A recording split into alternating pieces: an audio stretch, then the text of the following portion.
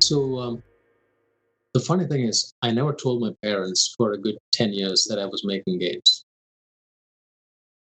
So and here's and here's why. And yeah, it's pretty sad because to me that was also a not basically, my dad's reaction was something along the lines of, "Wow, so you went to the United States, you went to university, and you're basically making games about shooting people." I realized that, okay, I've been making games for a while now, and I'm not very proud of expressing all these games, back to my parents for these reasons. So it gave me a moment to, and that with when my kids were born, it got me to think about um, how can I use games for the good, for better good. So these days, my mission in life, in my career, is using games to do good things. And so I make a lot of products that are all game centric, that use all those skills that we talked about earlier in a very profound level, but not just to make a frivolous game, but to make products that are about engagement, that cause people to think, or to train your mind, um, or to or to improve some skills. So yes, that's how I use my parents' concern uh, to use it as a way to just craft a real mission for myself. See, my niece is hardly in the second grade or so. She's already starting to make games, and it was, and I encouraged it. My brother encouraged it. It was Eight it was years old. Yes, and so that's pretty young. But here's the thing: games. When you say getting into game making, right? There's a lot. There's a lot in it. It is not just sitting and drawing and calling it a day.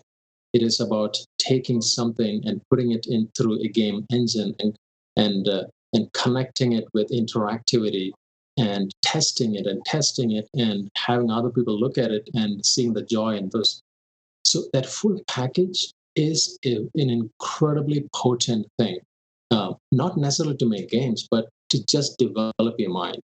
So the youngest, the very young, that I have experienced is, like I said, about 8 years old, and um, and it's not unusual. There are lots of, in fact, there are lots of online supplemental educational courses for little kids to get a taste of what it is like to build games, and it's a beautiful thing. There's a lot in it. It is not just sitting and drawing and calling it a day. It is about taking something and putting it in through a game engine, and and connecting it with interactivity, and testing it and having other people look at it and seeing the joy in those. So that full package is an incredibly potent thing. Not necessarily to make games, but to just develop your mind. Could you name some of the platforms that could be Yes. used Absolutely. for different ages? So the best platform I can think of for a child 8 years to 15, 16, even maybe 18, is what I introduced to my own son. And he went on to make about 150 small games in that platform. And then by the time he was in his fourth grade, and it's called Scratch, that actually teaches kids to program without them even knowing that what they're doing is programming. All the basic fundamentals of programming uh, is shown visually and by simply dragging and dropping. So that's what I'd recommend. That's where you want to start. One last thing to connect it to beyond that is, and of course, after one has completely exhausted the possibilities of Scratch, and they're ready to move on. The next big platform out there that is also free is Unity. So Scratch to Unity, e- everything is covered right there. Scratch, Yeah. Unity with YouTube. That is, all the resources, all the tutorials are all available. People have been doing this for close to 20 years now, and so it's for the beginner. That's the start. Those are the platforms. What kind of skills are needed to develop games? Define an age for me. For instance, from 8 to 12 and from 12 to 18. Okay, very good. For 8 to 12, the skills necessary really are ability to draw and invent characters, okay, and represented on Scratch, for example, and see something like Scratch is so inclusive that it takes all three parts of game development skills, which I'll tell you in a second, and fuses it together without having to necessarily have to worry too much about it. So for 8 to 12, that's all you need to worry about. That is, get into it and start making. The skills basically are fundamentally are the following. One is um, one is programming skills, and the second is art skills, as in like just creating characters, creating some backgrounds, creating some objects, etc. And the third one is game design skill, as in like, so what? As in like, how do you put them together and make it interesting? Like, for example, a bouncing ball. You can make a lot of fun games just with a simple idea of bouncing, a little ball bouncing. So, so from that age 8 to 12, I'd say just have fun with that bouncing ball. See what you can do with it. How can you make it engaging? What is the fun there? And like, why can you give it to somebody else and see if they will find that same fun that you found making it? So that's the kind of thinking that you want to do there. For 8 to 12, I would say, Yeah. 8 to 12 and beyond ish, I would say it's pretty much the same thing, but advancing towards making longer, engaging experiences. So which inevitably means bringing in the element of characters and story, because you can only do that bouncing ball for well, that's not entirely true, because I think of Tetris. Tetris is just, or Candy Crush, it is just fun without much story, just by the act of what you're doing, the gameplay itself. So but that's it. To answer your question, I'd say that, yeah, 8 to 12, what the kids would want to do is start designing slightly more complex characters, and start thinking of building a level. Just a simple level. Make a level. And when you're done with one level, make 2 levels. And it's kind of that should be sufficient. 1 to 2 levels is enough, but anything more is too laborious. It's better to move on to a second game altogether. So think of making a game that is 1 to 2 levels using Scratch or Unity. Like, what's a simple game? A platformer. Fantastic. It's a great place to start, because everyone gets the mechanics of a platformer. Make that game. Like, start from the left side and keep going, playing to the right side over and over. Put more platforms. Put more interesting characters, interesting enemies or interactions, all with like 1 or 2 mechanics. That's all available as, like how to do it online.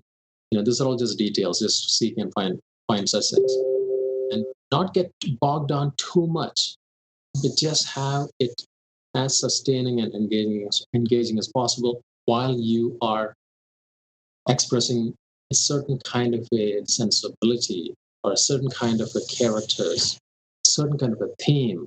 Like, for example, I'm surprised that I'm not seeing enough COVID-based games.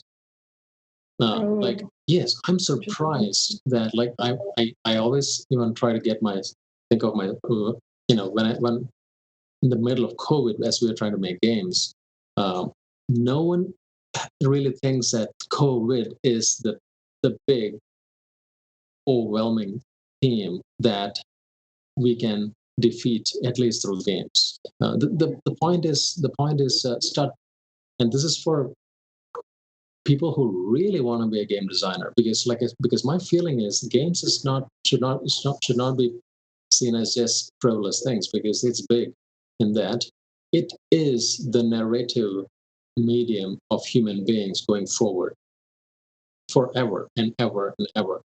Like we will not even recognize games in 100 years. It's because it'll be so um, um, all encompassing. So my point is, why not start thinking of the themes? Why not start thinking of things that really matter? Why not use games to really make a statement of the times we are in, or anything from politics to health, or for global climate change and various such things. Is there a difference between making computer games and mobile games? So yeah, so absolutely. And did you also mean console games versus Yeah, mobile? Or yeah, exactly. yeah, no. So answer is absolutely yes, and also and yet is very similar.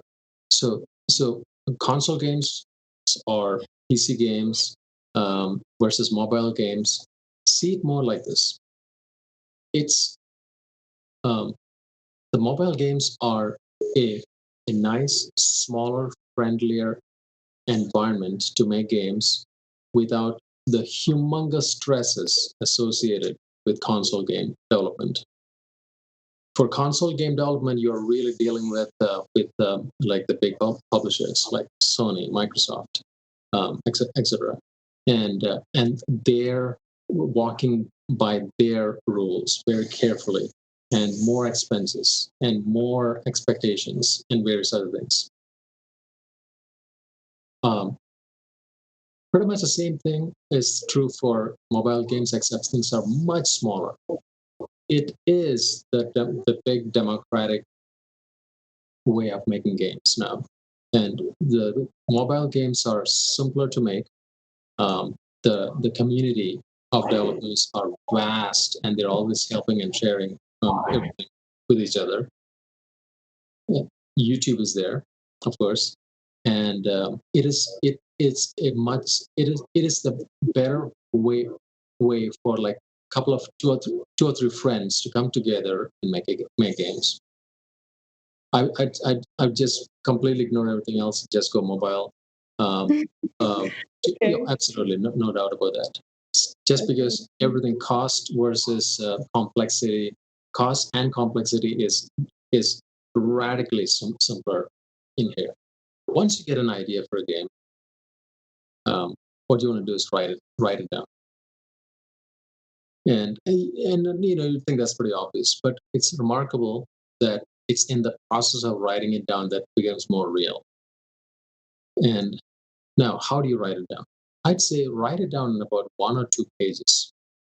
Things such as, what is the central idea of your game? What is the central theme?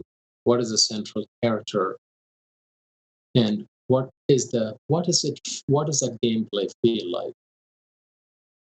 And maybe in a couple other pages, it, what is the what does that map through which the game is played, or a screen through which that game is played? What does it look like? Put down those things on. So it's less to do with writing and more to do with recording your internalizations on paper. And once you're done with that, sit on it for a couple of days and tinker with it, and show other people also. And after that point, if you feel like, this is very interesting, then it's time to move on to the next step. That next step is the following.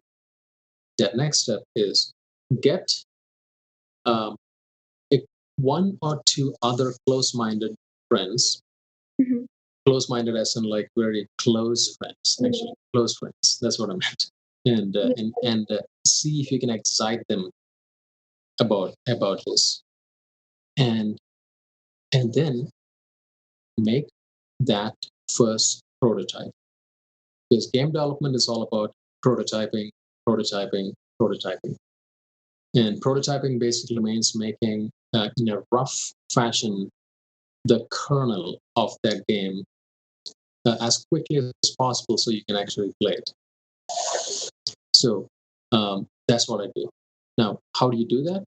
Back to Scratch, back to Unity. Using all the basic resources out there, again, in YouTube, etc., and basically YouTube. I put together the gist of that game uh, that can be played for about maybe 2 minutes, just about 2 minutes, and that should be enough. Put it together because there's a lot of work involved with that, and there's a lot of learning curve involved in getting there. Just put it together. Don't worry about the details. Like, for example, if in your idea you have um, five types of enemies, followed by a sixth boss, I'd say forget all that. Just have one enemy. Just one enemy. You know. And let's say in your idea you had like five kinds of weapons or something. I'd say forget all that. Just make one weapon. Now, one weapon, one enemy, and make it engaging. See what it looks like. Because again, there's lots of learning curve involved, but that's it. Between that idea, you got that idea, to writing it down and collecting a couple of friends to do this. Now you don't need. You may be able to do it yourself, by the way. But again, games are best done if done to get with other groups, so with other people, because that's ideas always seem to have a tendency to improve when more people interact with it. So from that first day to making that prototype, maybe literally 3 months. At that point, you know that you have transformed yourself. Once you've made a prototype, you have a very interesting situation in that you can now and you consider making the first 10 or first 5 levels and publish it on your own, as in like as a mobile game or as a PC game also. And there are lots of platforms where you can publish your PC games online.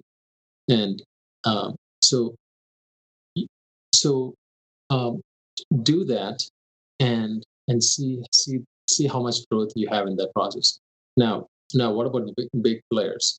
Well, the idea of big players matter these days very little because they may not be very interested in what you're doing. It's you who should show your worth, and it's all on you, unfortunately, in that. And you have to prove that by the number of people that are playing your game and the kind of attention it's generating organically on its own. And so technically, if you can then make maybe one or two other games, each, uh, each with its own traction with an audience, that's what you need to point to the big players and say, "Hey, check this out! Look, people are playing our games. We'd like to scale up. Will you publish our game?" That's when you get their attention.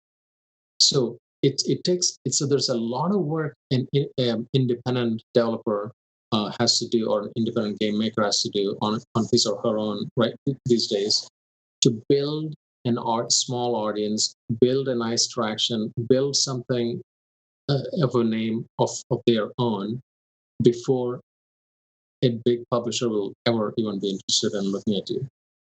What are the best university courses and degrees you can get to work in gaming? These days, it is pretty much in every country you will see specifically on media or or focused on less games, but like media. They call themselves media based schools, and but and some of them are purely game design schools also, but generally connected with the arts or the media departments of of colleges. So there are some that are particularly great in terms of making games or building game skills, such as like in the United States, there is Digipen, there is LCAD, then there is of course UCLA, USC, and then there are tons of community colleges, like for example where I teach, where there are courses that are developed to just teach game development. Do you think Yeah. that like prestigious degree is important or not really? Yeah. Okay. So regarding prestige, here, this is my feeling. I mean, this is what my advice is, that prestige sometimes is another way of just charging humongous fees, and Mm-hmm. and so one has to be very careful that some it ultimately the amount of money you pay is not particularly going to connect with how much more successful you're going to be in the future. What really matters is, does that place have prestige in terms of industry connections? Or is it in a city that has got lots of game studios? Because which generally that means that there is more opportunities for internships. Mm-hmm. So you Mm-hmm. always want to focus on um, cities uh, that are game centric. Like let's say in Europe. In Europe, I'd say like London, Paris, and Barcelona. Now in Russia, I'm pretty sure like Moscow is a central, grand central for that. Um, and particularly in Russia, I know there are so many independent game developers. It's just inspiring. Like they're so innovative. They're so edgy. And of course, it's also because of this huge tradition of art and animation that exists all the way from the Soviet Union times. That is just all these tiny studios that keep cranking out animations and animations, which I have delighted myself with seeing those animations. So my point is, those pockets are all there. So yes, so I'm less familiar, unfortunately, about Europe and Europe, but let's say in India, Mumbai, Chennai, Bangalore, these are all hubs of animation and game development to various degrees. And so schools that are in those areas, like okay, for in North America, it'll be places like, of course, Los Angeles, San Francisco, Yeah. uh, Austin, Texas, uh, New York side, in Canada, Toronto, Vancouver. Mm. So there are lots of schools associated with these areas, and I can kind of give you some a list. For example, I'd say Lisbon, USC, UCLA, Norman, SCAD, Ringling, then UCI, LCAD, Otis, and then tons of community colleges. And then in Canada, Visual College of Art and Design of Vancouver, Vancouver Film School, Sheridan College. Then Digipen, which I mentioned, has got three branches. One in the United States, of course, where it started, and then one in Singapore, and a third one I believe is in Barcelona. So Wow, now that's that particular school is very famous, and it's a very fabled school.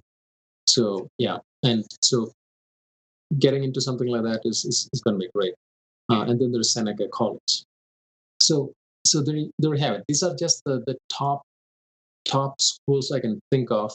But this does not mean everything else don't matter. No, absolutely not. Like anywhere you can go and spend a good 2 years to 3 years. And of course, I'm not talking about 8 to 12-year-old kids. So anywhere you can spend 2 to 3 years and immerse yourself in a network of professors, um, peers and industry connections for a good 2 to 3 years to develop your brain, and make unique, beautiful game or game like products, and develop your skills in different areas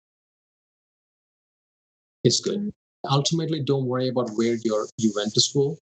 Just worry about what you're going to do after. Yes, so we have two questions. First one is, what courses can you recommend for a beginner game designer? So, what courses can you recommend for beginning game development? Right. So,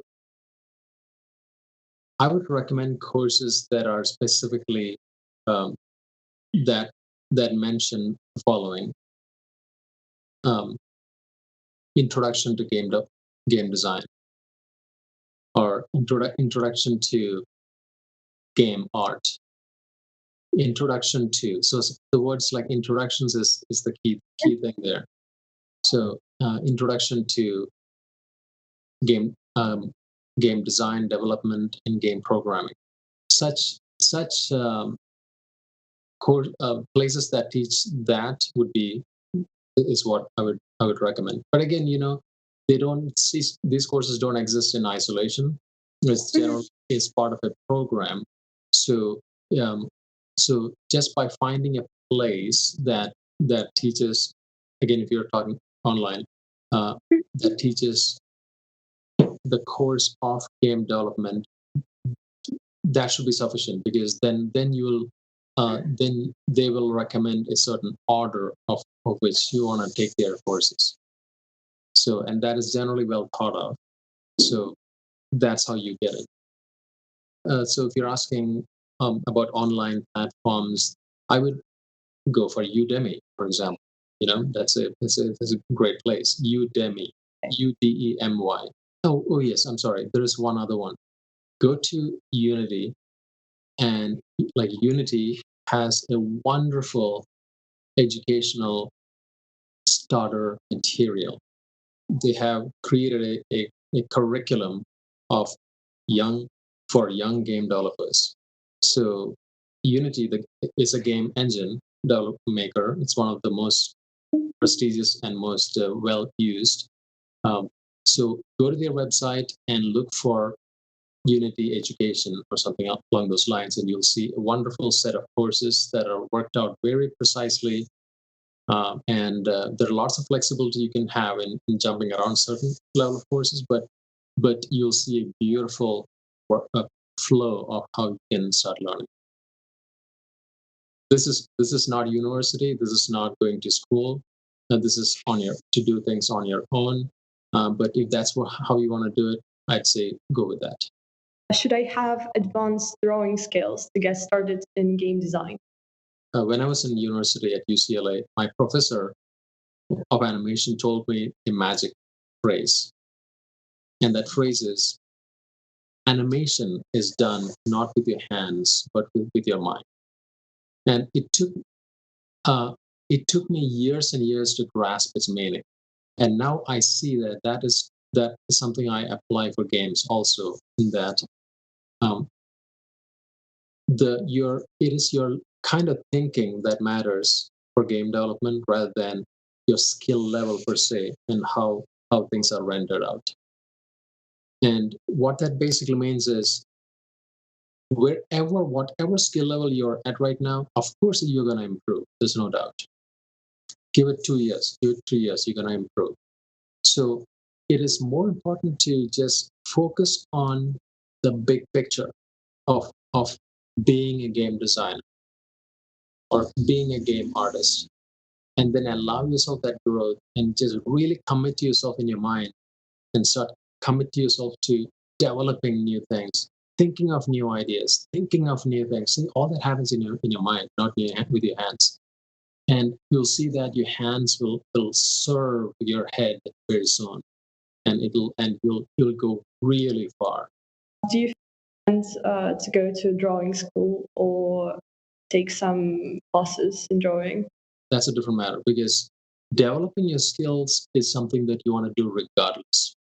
So yes, so if you like the art side of things for games, then I would say yeah, to take all the training. Like for example, um, until recently, when I used to take live drawing classes, because you are never stopping learning. Learning never stops, and you should not consider thinking of stopping learning. So yes, take some online courses in drawing, or go to a local college or some community center where they teach this. And yeah, why not do it? And try. You don't have to spend a lot of money on it. Just keep developing. Just take all the classes you feel inspired by. How I can get connected with game gaming communities in another country? In another country? Yeah. Yeah. So something amazing that has happened lately in this past 1 year. It's one of the only um, silver linings because of COVID is that whereas conferences were very close things where only you had to pay a ton of money and to go inside and all that, now pretty much every game conference is all online, and it is just out there, and you can literally talk uh, to pretty much anybody out there by chatting directly with them or going into forums directly with them, and for either no cost or very little cost. So my advice would be find game sessions or find game conferences such as GDC, um, um, JDC. GDC, Game Developers Conference, GDC. Okay. Yeah, that and there are many others. That is, just look up online game conference done. You'll see a ton that's going on or is about to come. Go there. You'll find it's very inexpensive. It's either free or it's super inexpensive. If it's very expensive, you don't have to do it. But because there are many others, and just talk to people. That's it. And make it a point to talk to like 10 people in every conference and keep doing this for a good 4 months, and you'll be surprised how many new people you know that are either working in the industry or who have some connections and so on. But the key thing is this. The key thing is your approach should be always to ask for feedback, ask for advice. So because that's the best ambassador statements, like to connect you with the industry, because you simply go there and ask them the advice. Would you look at my portfolio? Uh, how can I get into the industry? What kind of games should I be making? Whatever. So that's how by using the simple questions such as this, you ask, um, you connect with various people, and over time you'll see this nice tidy network growing. And of course, connect with them on LinkedIn, and just grow small cluster uh, over months and months. Yeah, and I also hope that our webinar was useful for the children and the teenagers, and also for the parents. And everyone, feel free to uh, send the link to your parents. And for all of you guys, thank you so much for joining us. It's been a pleasure. And you can connect with me and with Sunil through Emeetation, through our platform. And also feel free to email with any questions. And let's stay connected, everyone.